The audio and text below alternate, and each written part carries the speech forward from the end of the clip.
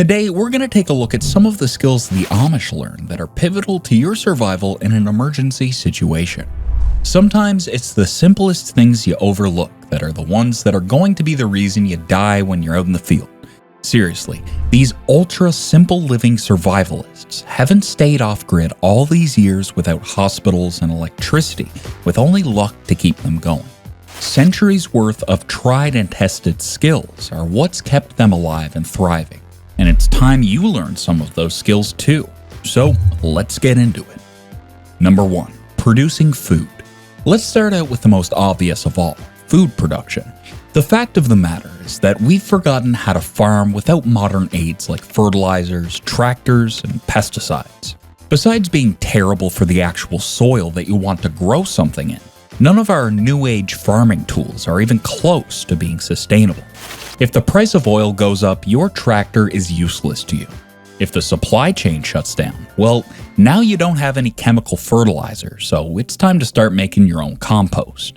If the bugs come munching on your broccoli sprouts and there's no store selling you poison, now it's time to learn about crop rotation, pest repellent herbs, traps, and distraction crops. Running a backyard garden or a fully fledged farm is a circular ecosystem where every animal and plant helps, feeds, and aids the other. You need to read up on regenerative farming and then apply it to your own backyard. If you can grow and rear enough to fill your pantry without the help of chemicals and machinery, you're halfway there to making it out of the storm alive. Start in your backyard, the community garden, or even the tiny balcony attached to your apartment. Learn how to work with soil, butcher a chicken, and milk a cow at your local farm. We've all got to start somewhere after all. Number 2. Food preservation. Moving on to food preservation after you've learned to grow crops and rear animals is the next logical step. Start with drying, smoking, and canning meat. It's the product that'll be shelf stable for the longest, and preserving meat requires almost no help from electrical appliances. Next up is the produce. Again, knowing the most basic and natural ingredients and methods to preserve fruit and veg isn't just necessary, it's the most long-lasting. If you're drying any kind of food, open air and a little smoke is all you need. For the canning of jams, jellies, and powders, then salt, vinegar, sugar, and honey are the base ingredients to make it last for years. It's not just preserving food that's important, it's knowing where to find the ingredients needed to do it. Can you make your own vinegar, collect honey, harvest salt, or grow sugarcane? We're not saying you need to be an expert at growing sugarcane or turning grapes into vinegar, but you at least need to know how it's done. So that, when shit hits the fan, you at least have a basic knowledge of where to start. Number 3. First aid. Our Amish friends have basic first aid down to a T. You won't find antiseptic solutions or band-aids in the kitchen cupboard in the average Amish household. For one, their herbal remedies are second to none. Got a sore throat? Just go pick some golden seal. Stuffy nose?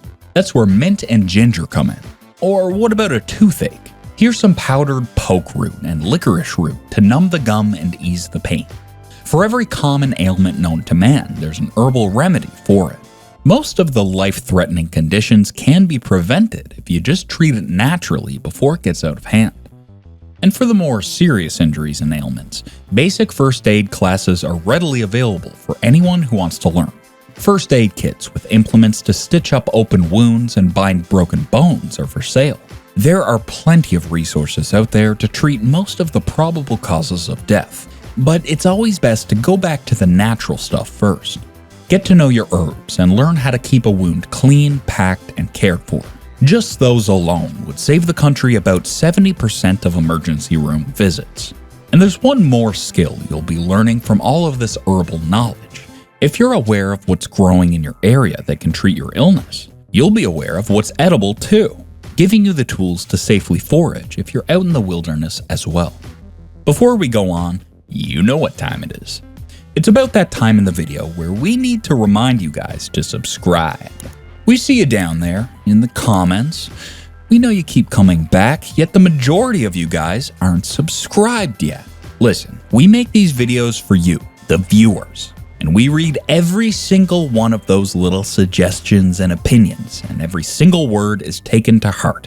So Take the plunge and click that sub button so that you can always stay in the loop. And now let's get back to the business side of things and talk about water. Number 4, water purification. Water purification can come in a lot of different forms, from the old way of boiling the living hell out of it, to the new way of swanky modern contraptions that clean water on the move, like UV light and filter-fitted water bottles. You need to learn how to purify any water source, no matter if you're stationary or on the move. It also wouldn't hurt you to learn how to dig a well, in theory at the very least. Drinking contaminated water is the first surefire way to get killed out in the wilderness. And when your city water treatment plant shuts down and raw sewage starts backing up every pipe, you're going to be really wishing that you looked into water purification. Besides that, collecting water for long-term storage is another valuable skill to learn. And if you're wondering how to do that, then conveniently, we just so happen to have a video on that topic. So go look at the video on water storage, and that'll give you all the information you need to get started. Number 5, weapons. Now, we're going to put both knives and firearms into the whole learning how to be proficient with weapons category under the same bracket, even though the two are very different.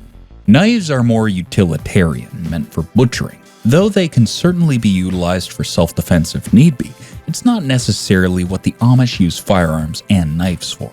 Knowing how to butcher an animal from start to finish is a skill of the utmost importance. Besides learning how to prepare your own food from field to pot, it also gets you comfortable wielding a blade, and it teaches you to sharpen and maintain them as you go.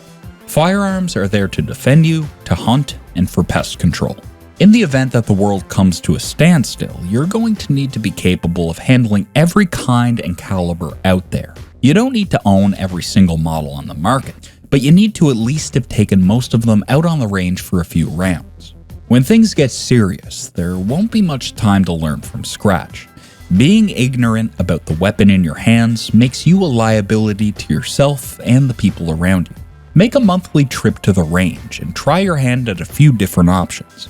At the very least, you'll discover which firearms are more to your liking for future purchases. And you can take it a step further to get clued up on how to maintain and store them as well. Number 6, sanitation. If you thought contaminated water was a death sentence, it's nothing compared to how easily you can die of cholera just because you didn't wash your hands after you ate. With houses nowadays that have running water, hand sanitizer in the glove compartment, and sewage systems that are always functional, we've completely forgotten how integral sanitation is to survival. Cholera and gum disease killed more people than war did in the olden days. Keeping things clean and orderly isn't something you just need to learn, it's a lifestyle change. Our friends in suspenders have individual eating utensils that belong to them as much as the clothes on their back. Cups, plates, clothes, tools, and knives. Everything that belongs to you is only for you to use, and only for you to clean too. When you're done eating, wash your own things. Any bathroom/toilet business needs to be done far away from any living quarters, footpaths, or water sources. And trash needs to be kept as far away as the bathroom stuff does, and it needs to be burned if it can't be disposed of in another way. Counters clear of clutter and everything in its place will keep animals from being attracted to food scraps and diseases from spreading. If everything has its place in your house, your habits will translate to the outdoors too. We cannot stress how much you're saving your own skin by keeping an orderly living space and being considerate of the person next to you. Number 7, miscellaneous. The miscellaneous items on our list are all of the practical things we overlook on a daily basis, but that the Amish learned the moment they learned to walk. Tying knots, basic sewing skills, cooking from scratch, and fixing common household appliances and furniture. Think about it. Have you ever bothered to sew a button? Do you even know how to reattach a cupboard door or tighten a leaky faucet? You'd be surprised how many of us don't even know how to change a tire. If you really want to know just how absolutely useless we've become at doing things ourselves, just try and run your house according to the basics for a month. Anything that breaks or tears, fix it yourself. Cook from scratch. Plan and set out a garden. Build a chicken coop. No contracted help and no throwing anything away if it can't be fixed. Build a bug-out shelter in the backyard with only the materials that you have available to you. We aren't Amish. We have Google at our disposal. So if you don't know how to do something, then get online and learn how. You'll be astounded at how much there is to learn about maintaining your house without any specialized help. If the Amish are experts at anything, it's learning how to solve problems on the fly. Man, woman, or child, there's no reason that any of us shouldn't know how to build a basic shelter or how to seal an airy window, for Pete's sake. Some of these skills might seem obvious to some of you, but can you really say that you can do them all? Or even that you have some rudimentary knowledge on each of them? Well, probably not every single one of them, so get out there and butcher a pig at least once.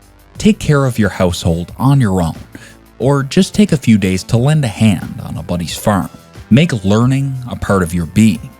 Being willing and excited to absorb information is probably the most valuable skill you can have at your disposal. And that's what makes the Amish so successful at living with so little. Their ability to make learning as much of a part of their identity as their devotion to a higher power. So read a book, get your wellies in the field, and start putting your hand to work on the things you've learned. Until next time, this is Threat to Survival. Prepare today. Thrive tomorrow. Embrace the threat to survival.